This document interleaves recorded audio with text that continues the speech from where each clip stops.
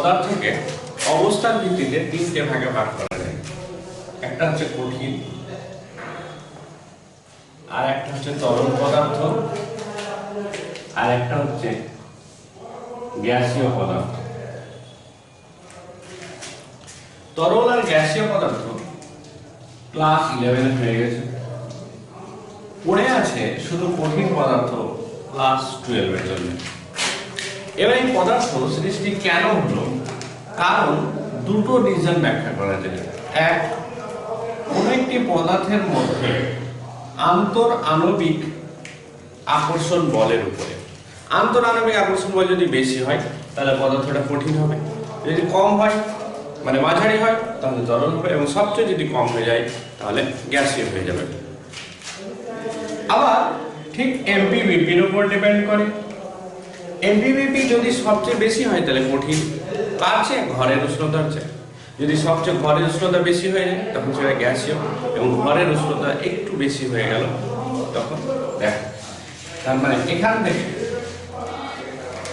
এমপিবিপি যখন 2 মাস greater than room বা greater than room temperature তখন কঠিন পদার্থ। নেক্সট, এমপিবিপি কমে গেল, রুম টেম্পারেচার বেড়ে গেল তখন তরল পদার্থ। আর যখন এমপিবিপি মেল্টিং পয়েন্ট, বয়েলিং পয়েন্ট অনেকটা বেড়ে গেল কার? রুম টেম্পারেচার, তখন সেটা হয়ে গেল গ্যাসীয় পদার্থ।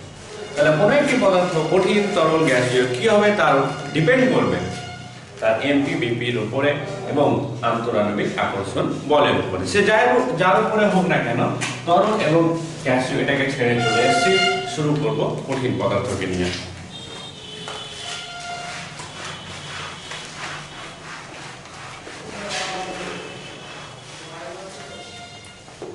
তাহলে চ্যাপ্টারের নেম পদার্থের কঠিন অবস্থা, ব্র্যাকেটে সলিড স্টেট।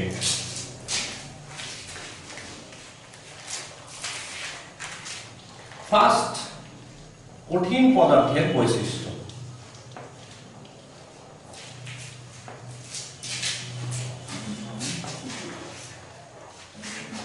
কঠিন পদার্থের বৈশিষ্ট্য একদম প্লেন কনসেপ্ট। কঠিন পদার্থ, প্রথমত পদার্থ যখন সৃষ্টি হয়েছে এমন ভাবে যেন আকর্ষণ বল বেশি হয়, আর আকর্ষণ বল যদি বেশি হতে হয় তাহলে কঠিন পদার্থকে এমন ভাবে সাজতে হবে যেন তাদের মধ্যে ফাঁক সবচেয়ে কম থাকে, কারণ ফাঁক যদি কম থাকে তাহলে আকর্ষণ বল অটোমেটিক কমে যাবে। এক, তাহলে কঠিন পদার্থের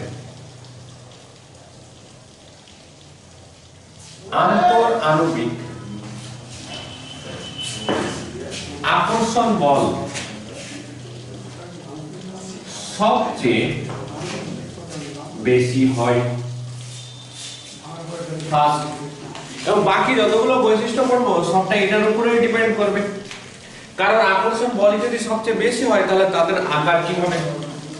তাহলে এই পদার্থের আকার সুনির্দিষ্ট হয়। কেন হয়? কারণ আকর্ষণ বল কি বলেছি? বেশি বলেছি। নেক্সট, নাম্বার 3, এই পদার্থের বা এই ধরনের পদার্থের এমপি এবং বিপি বেশি হয়। কেন বেশি হয়? কারণ এদের মধ্যে আকর্ষণ বল বেশি হয় তাই। নাম্বার 3, এদের কণাগুলি মধ্যে ফাঁকা স্থান খুব কম থাকে। এগুলো হচ্ছে কঠিন পদার্থের বৈশিষ্ট্য। এবার এই কঠিন পদার্থকে আবার দুটো ভাগে ভাগ করা হয়েছে। কঠিন পদার্থকে দুটো ভাগে ভাগ করা হয়েছে। নাম্বার 1, কেলাসাকার কঠিন পদার্থ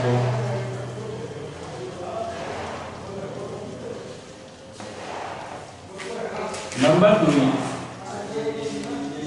অনিয়তকার কঠিন পদার্থ। তাহলে দুটো ভাগ, একটা হচ্ছে কেলাসাকার কঠিন পদার্থ আর একটা হচ্ছে অনিয়তকার কঠিন পদার্থ। ফার্স্ট পয়েন্ট করব কেলাসাকার কঠিন পদার্থ।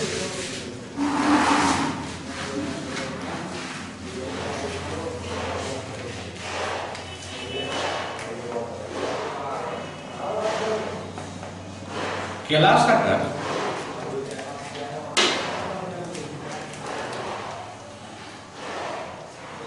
কঠিন পদার্থ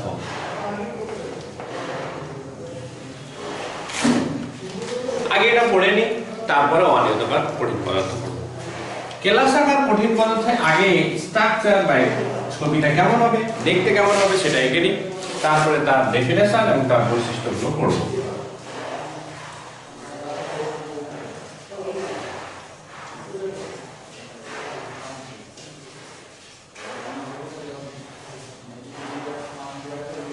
এখানে একটা কঠিন পদার্থ এঁকেছি, আমি নাম বলছি না, এটা হচ্ছে একটা কঠিন পদার্থ।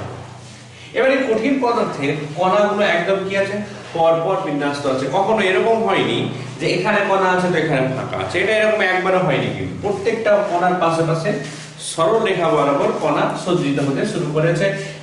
যেমন ভাবে এই বরাবর দৈর্ঘ্য বরাবর সজ্জিত হয়েছে, ঠিক তেমনটা প্রস্থ বরাবর সব রকম ভাবে সুশৃঙ্খল ভাবে কিন্তু বিন্যস্ত আছে। যদি এই কণা যদি এই কণার সাথে টাচ করে থাকে, এই কণাটাও যদি এদের সাথে টাচ করে থাকে, প্রত্যেকে যদি প্রত্যেকের সংস্পর্শে থাকে, তাহলে তাদের মধ্যে ভাগ প্রায় নেই বললেই চলে। আর ভাগ যদি না থাকে তাহলে তাদের মধ্যে আকর্ষণ বলের মান বেশি। আকর্ষণ বলের মান যদি বেশি হয় তাহলে আকার কি হবে, সুনির্দিষ্ট হবে। ফার্স্ট, কণাগুলো এমন ভাবে সজ্জিত আছে যেন তাদের মধ্যে ফাঁক কম আছে, সেই জন্য তাদের আকার কি হয়ে গেছে, নির্দিষ্ট হয়ে গেছে। 2, তাদের মধ্যে আকর্ষণ বল যেহেতু বেশি হয়েছে তাই গলনাঙ্ক বিস্ফোরণাঙ্ক কি হয়েছে, বেশি হয়েছে। তাহলে কি লিখতে পারি, যেসব কঠিন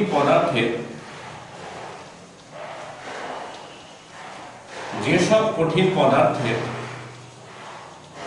আকার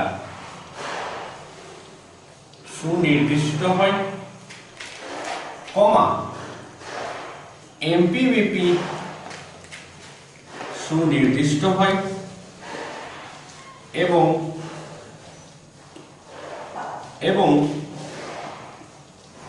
যার গঠনকারী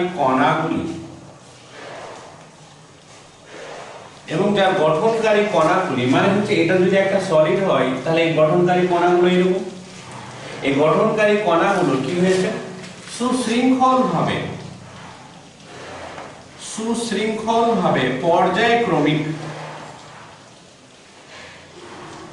ভাবে বিন্যস্ত থাকে। সুশৃঙ্খল মানে হচ্ছে একদম কোনো জায়গায় এরকম হয় না যে মাঝখানে কেউ ফাঁকা থেকে গেছে, কখনো এরকমও হবে না যে একজন আরেকজনের উপর চেপে গেছে। সুশৃঙ্খল এবং পর্যায়ক্রমিক মানে পর পর এরকম যা হবে, এই লাইনটা যা হবে তারপর এই লাইন সেম হবে, এটা হচ্ছে পর্যায়ক্রমিক ভাবে বিন্যাসে থাকে। তাকে কেলাসাকার কঠিন পদার্থ বলে। যেমন NaCl, KCl আর অনেক আছে। এবার চলে আসছি ছবি দেখে বৈশিষ্ট্য করতে। নাম্বার 1 বৈশিষ্ট্য লিখব,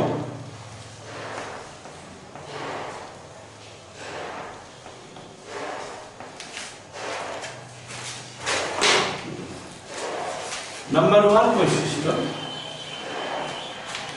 এদের আকার কি হয়, সুনির্দিষ্ট হয়। এদের আকার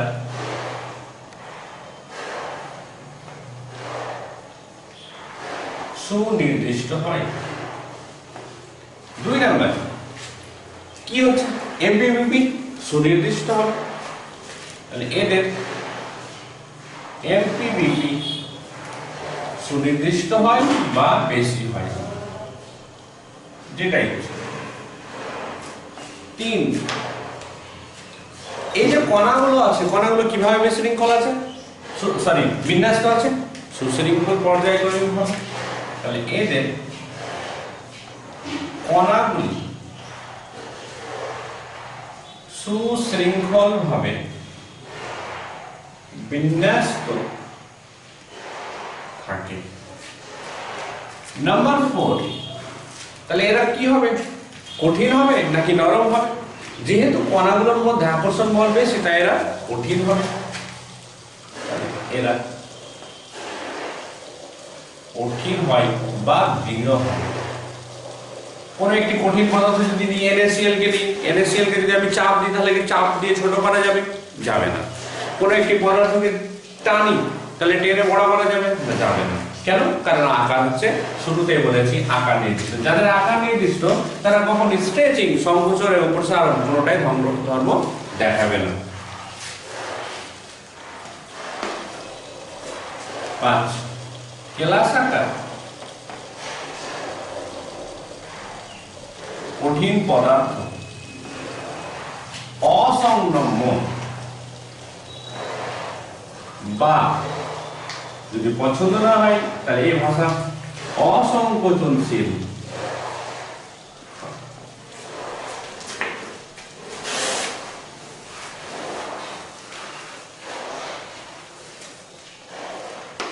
লাস্ট পয়েন্ট যেটা খুব ইম্পর্টেন্ট সেটা হচ্ছে কেলাসাকার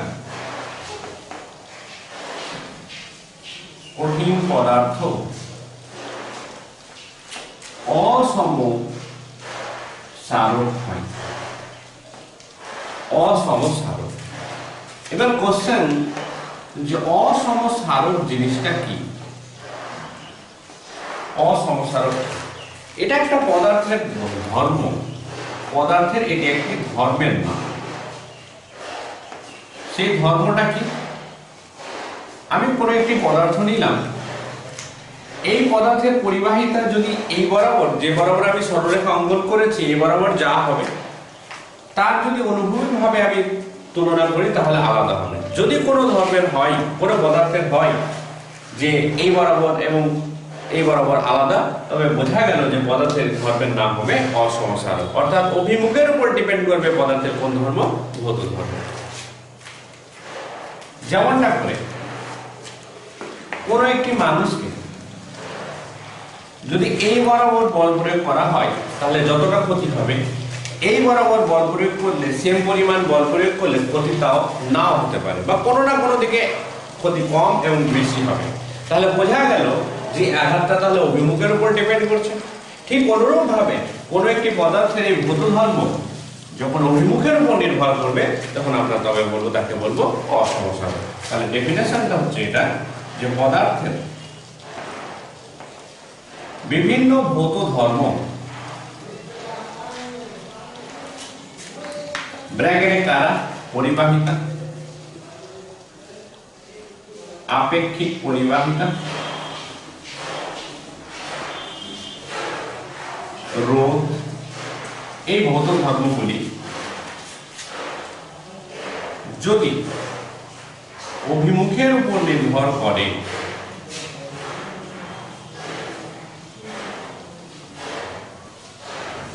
তাকে অসমসারক বলে। তাহলে অসমসারক যখন বলে দিয়েছি এরা, তার মানে নিশ্চয়ই এদের ভৌত ধর্মগুলো অভিমুখের উপর ডিপেন্ড করে। এটা হচ্ছে কেলাসাকার কঠিন পদার্থের সংজ্ঞা, ডেফিনেশন এবং উদাহরণ।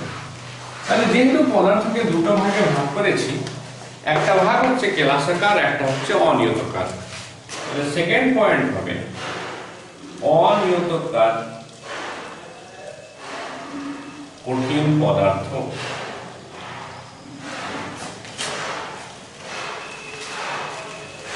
তাহলে এর উল্টো ডেফিনেশন, কেলাসাকার কঠিন পদার্থের যা ডেফিনেশন হবে অনিয়তকার কঠিন পদার্থের ডেফিনেশন তার উল্টো হবে। তাহলে যেসব পদার্থের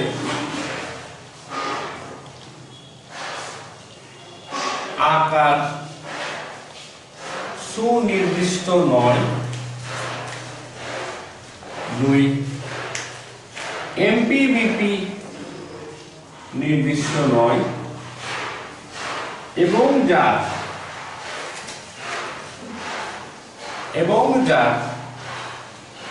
গঠনকারী কণাগুলি সুশৃঙ্খলভাবে বিন্যস্ত থাকে না,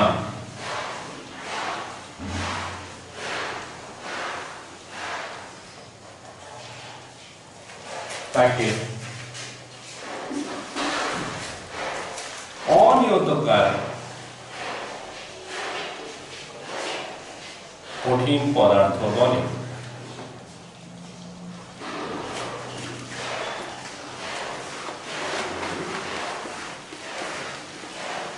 অনিয়তকার কঠিন পদার্থ বলে।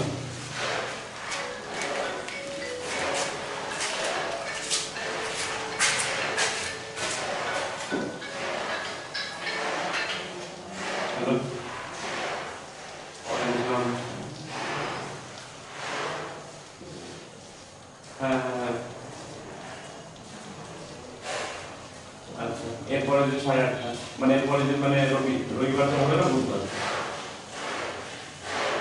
বুধবার আর রবিবার, কিন্তু সামনে রবিবার তো মহরম আছে, তার জন্য বন্ধ আছে। 8:30। হ্যাঁ, আরেকটা ব্যাচ আছে 7টা 6বার ওটাতে আসছে 8:30।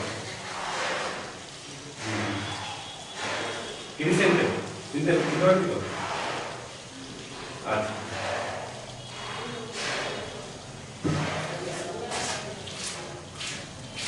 তাহলে এটা হচ্ছে অনিয়তকার কঠিন পদার্থ।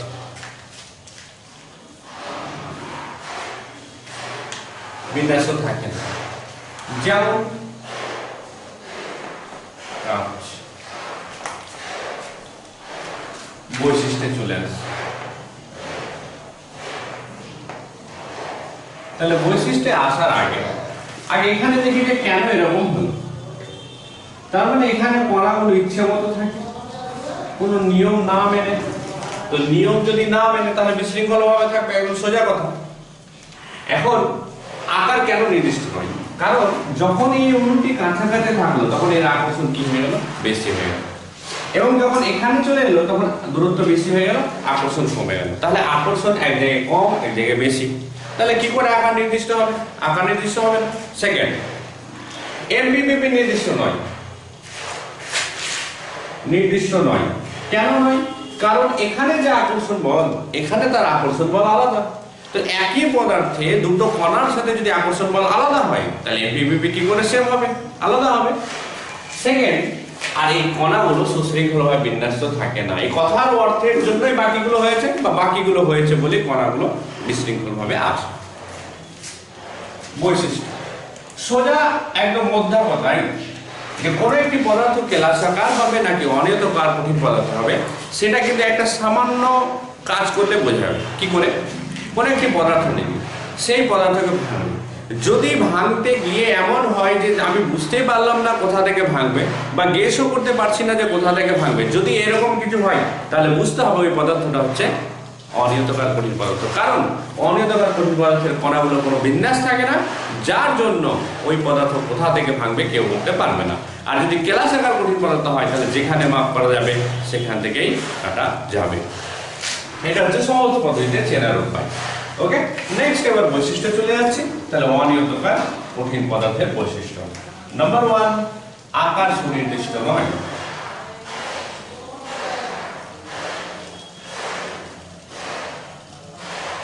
দুই, এমবিপিপি নির্দিষ্ট নয়।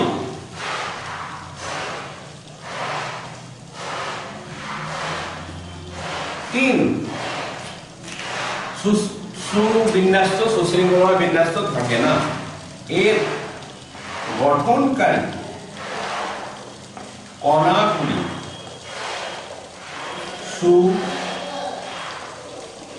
সুশৃঙ্খলভাবে বিন্যস্ত থাকে না। নাম্বার 4, তাহলে কি হবে? যেহেতু ভাগ করছি পদার্থ কঠিন, তাই এরা দৃঢ় হয়, কথা লেখা যায়। আর নাম্বার 5, যদি ওরা অসমসারক হয় তাহলে এরা কি হবে? তাহলে এরা সমসারক। আর সমসারক কথার অর্থ হচ্ছে যার ভৌত ধর্মগুলো অভিমুখের উপর ডিপেন্ড করবে না।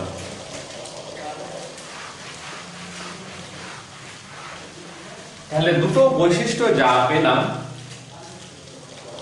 সেই দুটো বৈশিষ্ট্যকে যদি দুই দিকে লিখে নিই আর দাগ টেনে দিই মাঝখানে, তাহলে হয়ে যাবে পার্থক্য। তাহলে কেলাসাকার কঠিন পদার্থ ও অনিয়তকার কঠিন পদার্থের মধ্যে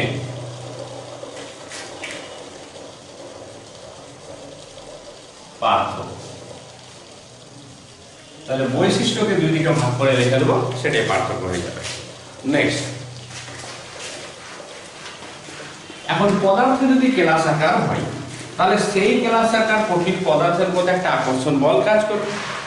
এই আকর্ষণ বল যখন কাজ করবে, তখন সেই আকর্ষণ বলের কিন্তু টাইপ ভিন্ন ভিন্ন হবে, অর্থাৎ পদার্থ ভিন্ন, আকর্ষণ বলের টাইপও ভিন্ন। তাহলে কোন একটি কেলাসাকার কঠিন পদার্থের মধ্যে কত ধরনের আকর্ষণ বল কাজ করতে পারে, তার এক এক করে নাম এবং তার ব্যাখ্যা। তাহলে কেলাসাকার কঠিন পদার্থকে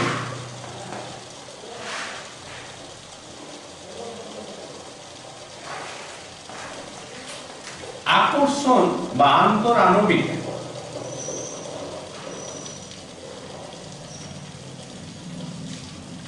আকর্ষণ বলের ভিত্তিতে আন্তরাণবিক আকর্ষণ বলের ভিত্তিতে বেশ কয়েকটি ভাগে ভাগ করা হয়েছে, বা এখানে 4টি ভাগে বা 5টি ভাগে যেভাবে ইচ্ছে। তাহলে সেই ভাগটা লিখে দিচ্ছি। তাহলে কেলাসাকার কঠিন পদার্থ আকর্ষণ বলের ভিত্তিতে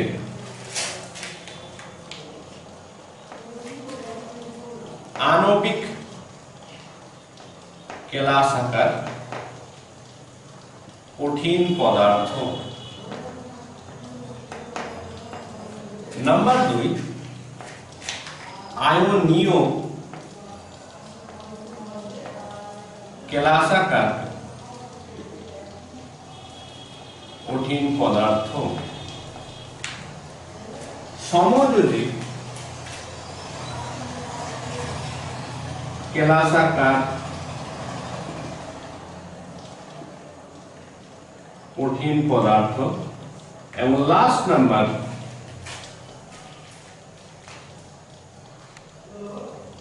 ধাতব কেলাসাকার কঠিন পদার্থ। তাহলে আণবিক কেলাসাকার কঠিন পদার্থ,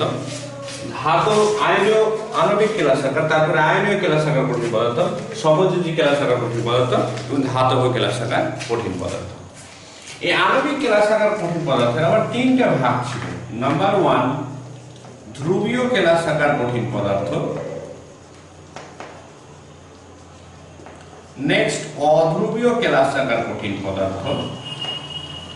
আর নাম্বার 3, হাইড্রোজেন বন্ড কেলাসাকার কঠিন পদার্থ। তাহলে এটি হচ্ছে কেলাসাকার কঠিন পদার্থের শ্রেণী বিভাগ। আমরা একটা একটা করে নেব এবং একটা একটা করে বন্ডের টাইপ ডিসকাস করব। নাম্বার 1, আণবিক কেলাসাকার কঠিন পদার্থ।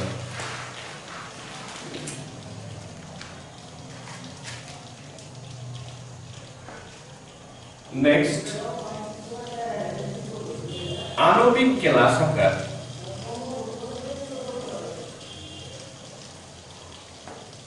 কঠিন পদার্থ। এই কেলাসাকার কঠিন পদার্থ নামের মধ্যে পরিচয় আছে। আণবিক সেই কথার ক্ষেত্রে প্রযোজ্য, সেই কণার ক্ষেত্রে প্রযোজ্য যেটা অণু। তাহলে এই ধরনের কেলাসাকার কঠিন পদার্থ কি দিয়ে তৈরি? অণু দিয়ে তৈরি। তাহলে এই ধরনের কেলাসাকার কঠিন পদার্থ অণু দিয়ে তৈরি, এবং এদের মধ্যে যে আকর্ষণ বল আছে বা থাকবে, তার টাইপ ভিন্ন ভিন্ন হতে পারে। যেমন 1, ডাইপোল, অর্থাৎ একটা দ্বিমেরু বা একটা পোলার অণু আর একটা পোলার অণুর মধ্যে যে আকর্ষণ বল কাজ করে, সেই আকর্ষণ বলের কথা হচ্ছে। 2 নাম্বার হতে পারে সেটা হচ্ছে ভ্যান ডার ওয়ালস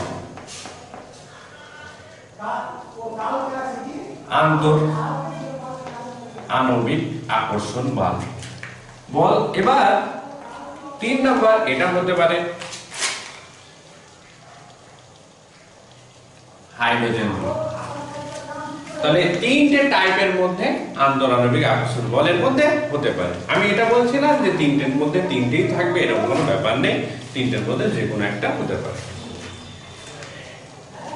নেক্সট আবার বলছি dipole dipole dipole sorry van der Waals আন্তঃআণবিক আকর্ষণ বল এবং হচ্ছে হাইড্রোজেন বন্ড।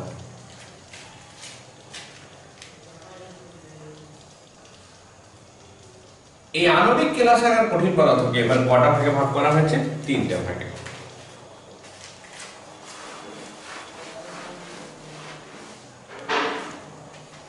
তাহলে আণবিক কেলাসাকারের ফার্স্ট ভাগ হচ্ছে ধ্রুবীয় কেলাসাকার কঠিন পদার্থ। ধ্রুবীয় কেলাসাকার কঠিন পদার্থ। ধ্রুবীয় কেলাসাকার কঠিন পদার্থ। ধ্রুবীয় কেলাসাকার কঠিন পদার্থ কোনটা?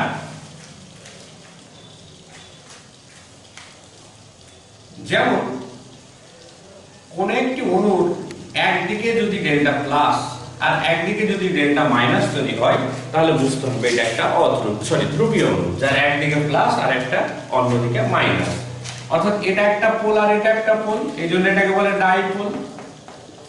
তাহলে যখন আমি একটা অণু নিলাম জাস্ট লাইক SO3 বা H2O নিলাম সিম্পল, H2O কে যদি ভেঙে লিখি তাহলে লিখবো H প্লাস আর OH মাইনাস, যার একদিকে প্লাস আর একদিকে মাইনাস আছে, যার একদিকে প্লাস এবং অপরদিকে মাইনাস আছে।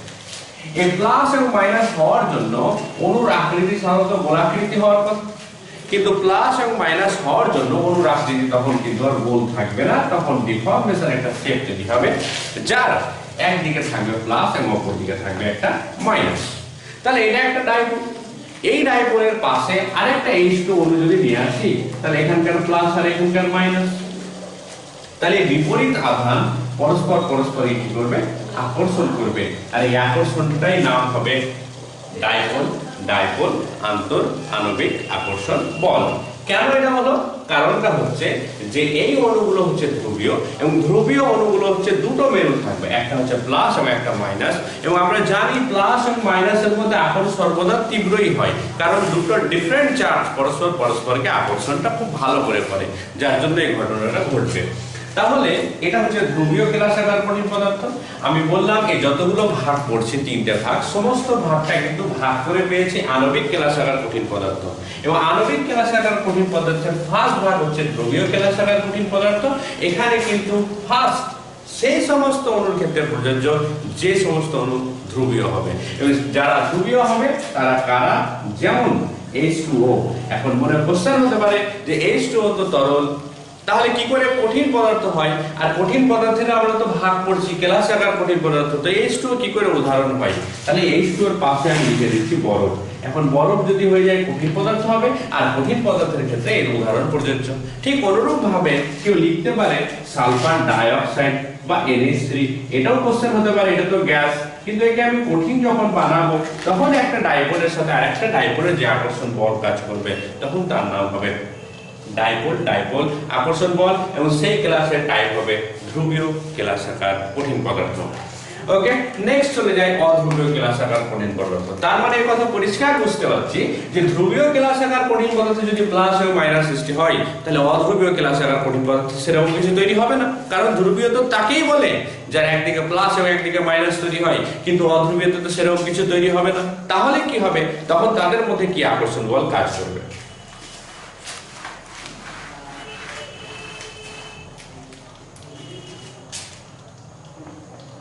নেক্সট, অধ্রুবীয় কেলাসাকার কঠিন পদার্থ। এখন অধ্রুবীয় কঠিন পদার্থের মধ্যে একদম সরাসরি সেই সমস্ত পদার্থের ক্ষেত্র প্রযোজ্য যারা হবে অধ্রুবীয় অণু। মোদ্দা কথা, যার একদিকে প্লাস এবং একদিকে মাইনাস এরকম অণু তৈরি হবে না, তাদের ক্ষেত্রে কিন্তু এটা প্রযোজ্য। তাহলে যার একদিকে প্লাস হলো না, যার একদিকে মাইনাস হলো না, যার বিপরীত চাপ সৃষ্টি হলো না, তাহলে তার মধ্যে এমন কোন আকর্ষণ বল কাজ করবে? সেই জন্য ভ্যান ডার ওয়াল বলছে যে যখন কোনো একটি অধ্রুবীয় অণু হবে তখন তাদের মধ্যে একটা আকর্ষণ বল কাজ করবে, যে আকর্ষণ বলটার নাম হলো স্পেশালি ভ্যান ডার ওয়াল আন্তঃআণবিক আকর্ষণ বল। স্পেশালি এটা তাদের ক্ষেত্রে প্রযোজ্য যারা কিন্তু অধ্রুবীয় অণু। এটা ধ্রুবীয় অণুর ক্ষেত্রে কিন্তু প্রযোজ্য নয়, আর এই ধ্রুবীয় অণুর ক্ষেত্রে প্রযোজ্য নয় বলেই এই আকর্ষণ বলটার মান খুব কম। তাহলে এটা হচ্ছে অধ্রুবীয় কেলাসাকার কঠিন পদার্থ। নেক্সট পড়ে থাকলো হাইড্রোজেন বন্ড। অর্থাৎ এখানে পরিষ্কার বুঝতে পারছি যে এমন নামের মধ্যে পরিচয় আছে। আণবিক যেমন নামের মধ্যে পরিচয় পেলাম অণু দিয়ে তৈরি, ধ্রুবীয় কেলাসাকার কঠিন পদার্থ নামের মধ্যে পরিচয় যে এই সমস্ত কেলাসাকার কঠিন পদার্থ ধ্রুবীয় অণু দিয়ে তৈরি, আর ধ্রুবীয় অণুর মধ্যে যে আকর্ষণ বল কাজ করে সেটা হচ্ছে ডাইপোল আকর্ষণ বল। তারপরে অধ্রুবীয় অণু, তাহলে অধ্রুবীয় অণুর ক্ষেত্রে এই সমস্ত কেলাসাকার কঠিন পদার্থ তাদেরকে নিয়ে গঠিত হবে যারা হবে অধ্রুবীয়, যার দুটো মেরু সৃষ্টি হবে না, যার দুটো পোল সৃষ্টি হবে না, যারা হবে অধ্রুবীয়। আর অধ্রুবীয়ের ক্ষেত্রে ডাইপোল আকর্ষণ বল হয় না, তার জন্য বসে আছে ভ্যান ডার ওয়াল। অর্থাৎ ভ্যান ডার ওয়াল তাদের ক্ষেত্রে প্রযোজ্য যারা হবে অধ্রুবীয় অণু। Next hydrogen bond. এখানেও তাহলে নামের মধ্যে পরিচয় এমন একটা কেলাসাকার কঠিন পদার্থ যার মধ্যে plain and clear, neat and clean, যার মধ্যে বোঝা যাচ্ছে যে হাইড্রোজেন বন্ড হবে। অর্থাৎ এমন একটা কেলাস যার মধ্যে হাইড্রোজেন বন্ড হবে। আবার আমরা কন্ডিশন জানি যে হাইড্রোজেন বন্ড কার সাথে হয় এবং কিভাবে হয়। হাইড্রোজেন বন্ড হয় ফোন কলের মাধ্যমে। Phone call means chlorine, oxygen, nitrogen এবং ক্লোরিন। এটার দ্বিমত আছে যে ক্লোরিনের সাথে হাইড্রোজেন বন্ড অনেকে বলে যে হয়, অনেক বই রেফার করে যে না, এটা মানে মেনশন করে রেখেছে যে না, ক্লোরিনের সাথে হয়, নাইট্রোজেনের সাথে হয়, অক্সিজেনের সাথে হয়, কিন্তু ক্লোরিনের সাথে হয় না। একটা আকর্ষণ বল কাজ করে, কেন করে? Due to different selectivity. তো এটার জন্য এরকম ঘটনা ঘটে। তো হাইড্রোজেন বন্ড কার মধ্যে হবে? যখন ক্লোরিন, অক্সিজেন, নাইট্রোজেন, ক্লোরিন কে পাবে? হাইড্রোজেন পাবে। যেমন OH, H2O। তাহলে এবার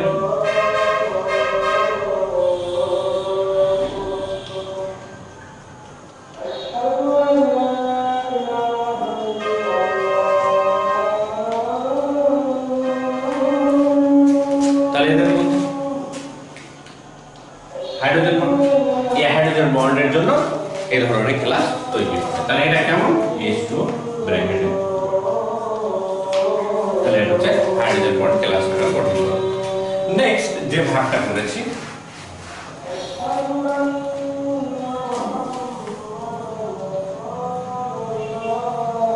আয়নীয় কেলাসাকার কঠিন পদার্থ।